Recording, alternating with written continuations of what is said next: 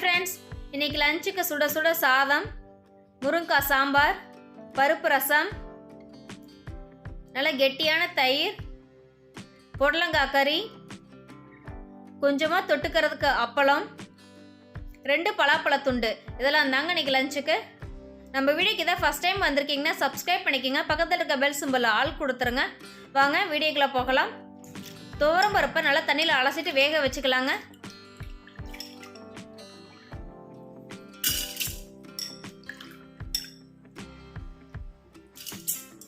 பருப்பு வேகறதுக்கு தேவையான அளவு தண்ணி சேர்த்துக்கலாம்.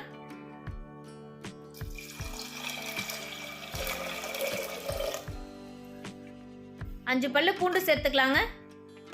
கொஞ்சமா சீரகம், கொஞ்சமா மிளகு சேர்த்துக்கலாம்.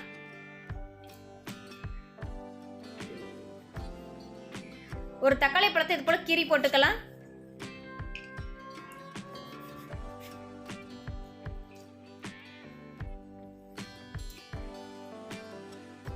கொஞ்சமாக மஞ்சத்தூள் போட்டு பருப்பை வேக வச்சுக்கலாங்க. ஒரு 2 விசில் விட்டு எடுத்துக்கலாம்.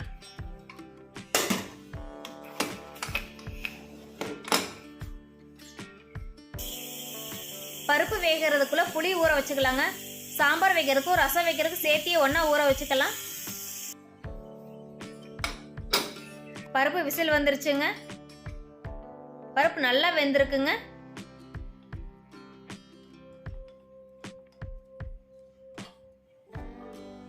சாம்பார் தாளிச்சுக்கலாங்க. கொஞ்சமாக கடலெண்ணெய் விட்டுக்கலாம். எண்ணெய் நல்லா சூடாகிடுச்சு. கொஞ்சமாக கடுகு சேர்த்துக்கலாம். கடுகு நல்லா பொரிஞ்சதுக்கப்புறம் சின்ன வெங்காயம் சேர்த்துக்கலாங்க.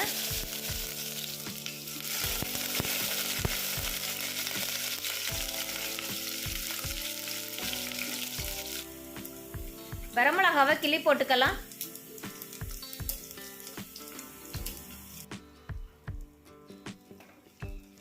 வரமிளகா நல்லா சவக்கணுங்க. அப்படின்னா தான் சாம்பார் நல்லா இருக்கும். கொஞ்சமாக கருவேப்பிலை சேர்த்துக்கலாம்.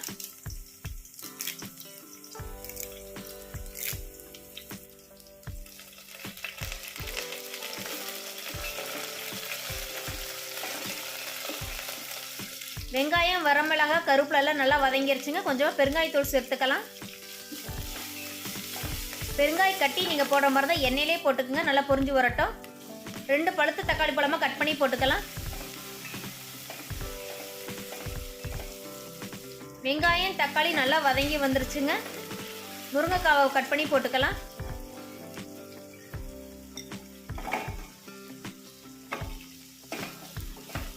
கொஞ்ச நேரம் எண்ணெயிலே வதக்கி விடலாங்க.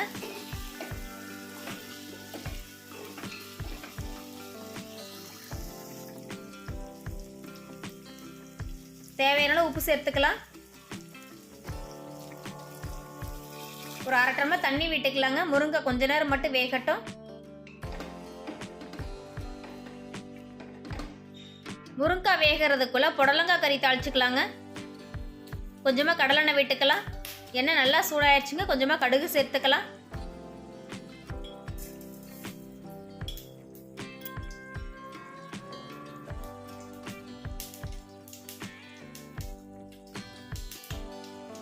கடுகு நல்லா பொரிஞ்சிருச்சுங்க. வெங்காயம் கட் பண்ணி சேர்த்துக்கலாம்.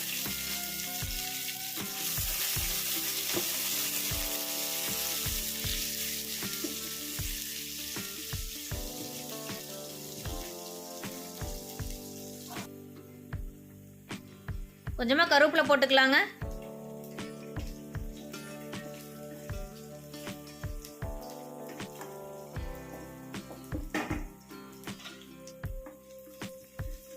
வெங்காயம் நல்லா வதங்கிருச்சுங்க. கட் பண்ணி வச்சுருக்கா புடலங்காவை சேர்த்துக்கலாம். புடலங்காய் நல்லா மெலிசாக கட் பண்ணி வச்சுக்கலாங்க. இந்த சைஸ்க்கு ரவுண்டாக கட் பண்ணி வச்சுக்கலாம்.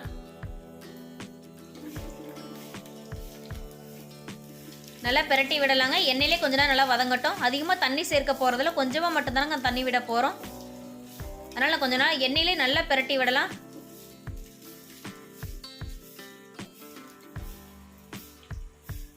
எண்ணெயிலே நல்லா வதங்கி வரட்டுங்க. காய் 1/4 பாகம் வெந்திருக்குங்க. முருங்கைக்காய் ஓரளவு 1/4 பாகம் வெந்து வந்துருச்சு.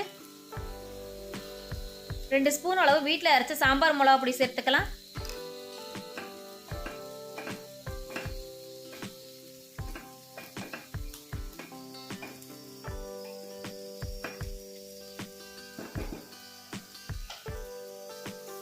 வேக வச்சிருக்க பருப்புல இருந்து கொஞ்சமாக ரசத்துக்கு எடுத்து வச்சுக்கலாங்க. இன்னைக்கு பருப்பு ரசம் தாங்க வைக்க போகிறோம். பருப்பு நல்லா கடைஞ்சி விட்டுட்டு கொஞ்சமாக எடுத்து வச்சுக்கலாம். ரசத்துக்கு எடுத்து வச்சுட்டு மீதியை மட்டும் நம்ம சாம்பாருக்கு விட்டுக்கலாம்.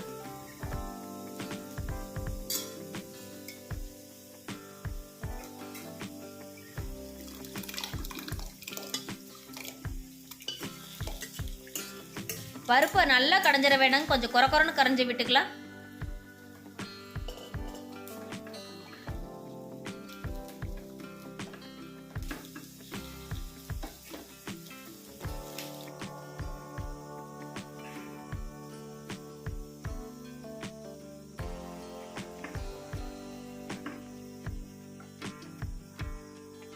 கரைச்சி வச்சிருக்க புளியை சேர்த்துக்கலாங்க. புளி நம்ம ஊற வைக்கும் போதே சாம்பார் ரசம் ரெண்டுக்கு சேர்த்தி தாங்க ஒன்றா தாங்க ஊற வச்சுருக்கிறோம். சாம்பாருக்கு தேவையான அளவு மட்டும் புளி விட்டுக்கலாம், மீதி ரசத்துக்கு இருக்கட்டும். பொடலங்காய்க்கு தேவையான அளவு உப்பு சேர்த்துக்கலாங்க. பொடலங்காய் ஃபுல்லாக நல்லா லோ ஃப்ளேமில் வச்சு வணக்கி விட்டுக்கலாம்.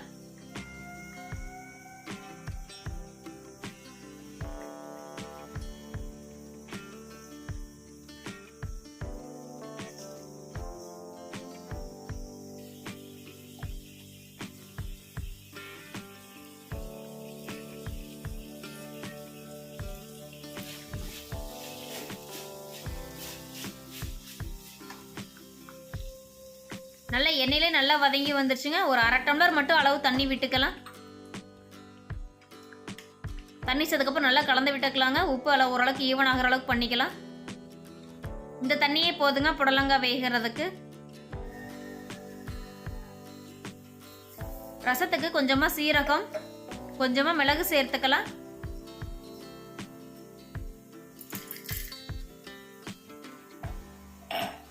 ஒரு 5 பல்லு அளவு பூண்டு போட்டுக்கலாங்க. 3 பச்சை மிளகாய், கொஞ்சமாக கருவேப்பிலை சேர்த்துக்கலாம். நல்லா நைஸாக அரைச்சி எடுத்துக்கலாங்க.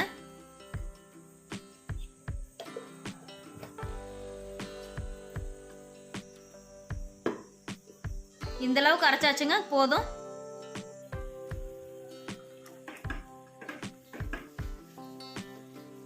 அவ்வளோதாங்க, சாம்பார் ரெடி ஆயிருச்சு.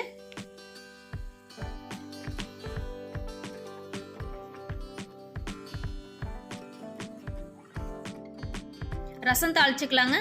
ரசம் தாளிக்கிறது கொஞ்சமாக எண்ணெய் விட்டுக்கலாம். எண்ணெய் நல்லா சூடாயிடுச்சுங்க. கொஞ்சமாக கடுகு சேர்த்துக்கலாம். கடுகு நல்லா பொரிஞ்சதுக்கப்புறம் ஒரு தக்காளி பழத்தை நல்லா பொடிசாக கட் பண்ணிட்டு சேர்த்துக்கலாங்க.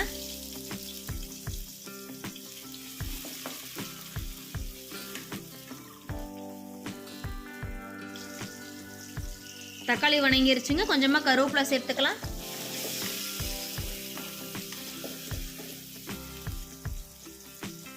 நம்ம அரைச்சி வச்சிருக்க சீரகம், மிளகு, பூண்டு அந்த இதை சேர்த்துக்கலாங்க. கொஞ்சம் எண்ணெயிலே வணக்கி விடலாம், வாசனை நல்லாயிருக்கும். பருப்பு சாம்பாருக்கு இது நல்லா இருக்குங்க.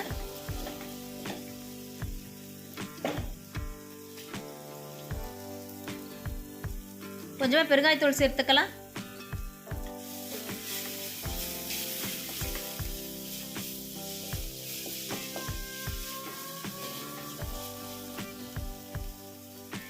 கரைச்சி வச்சிருக்க புளியை சேர்த்துக்கலாங்க.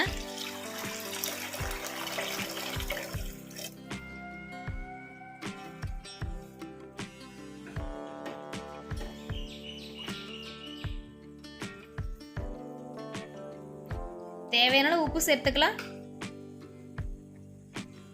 ஒரு 1/4 ஸ்பூன் அளவு மஞ்சள் சேர்த்துக்கலாங்க. ரசம் ரெடி ஆகிறதுக்குலாம் நம்ம காய் ஒரு டைம் பார்த்துக்கலாங்க. தண்ணி நல்லா சுண்டிருச்சுங்க. காயில் கொஞ்சம் கூட தண்ணி இல்லை. காயும் ஓரளவுக்கு நல்லாவே வெந்துருச்சு. காரத்துக்கு ஒரு 1/2 ஸ்பூன் தனி மிளகாத்தூள் சேர்த்துக்கலாம். 1 ஸ்பூன் அளவு மல்லித்தூள் சேர்த்துக்கலாங்க. 1 ஸ்பூன் அளவு வீட்டில் அரைச்ச சிக்கன் மசாலா சேர்த்துக்கலாம். கொஞ்சமாக கரம் மசாலா சேர்த்துக்கலாங்க. கொஞ்சமாக மஞ்சத்தூளும் சேர்த்துக்கலாம். பொறுமையாக கலந்து விடலாங்க.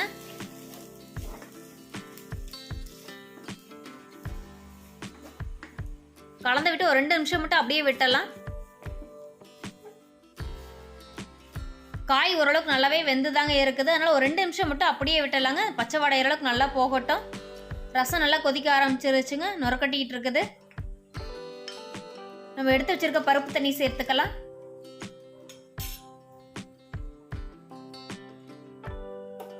புடலங்காய் கறியும் ரெடி ஆயிடுச்சுங்க, ரசமும் ரெடி ஆயிருச்சு. இந்த புடலங்காய் கறி செம்ம டேஸ்ட்டாக இருக்குங்க.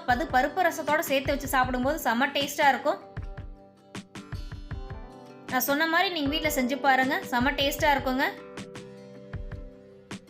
முருங்கைக்காய் சாம்பார், பருப்பு ரசம், கெட்டி தயிர் இதோட ஒன்றா புடலங்காய் கறி வச்சு சாப்பிட்டு பாருங்கள், செம்ம டேஸ்ட்டாக இருக்கும். உங்கள் வீட்டில் நீங்கள் இந்த ரெசிபி ட்ரை பண்ணி பாருங்கள். நம்ம வீடியோ பிடிச்சிருந்தா சப்ஸ்கிரைப் பண்ணிக்கோங்க. பக்கத்தில் இருக்க பெல் சிம்பிள் ஆல் கொடுத்துருங்க. உங்கள் ஃப்ரெண்ட்ஸுக்கு ஷேர் பண்ணிடுங்க.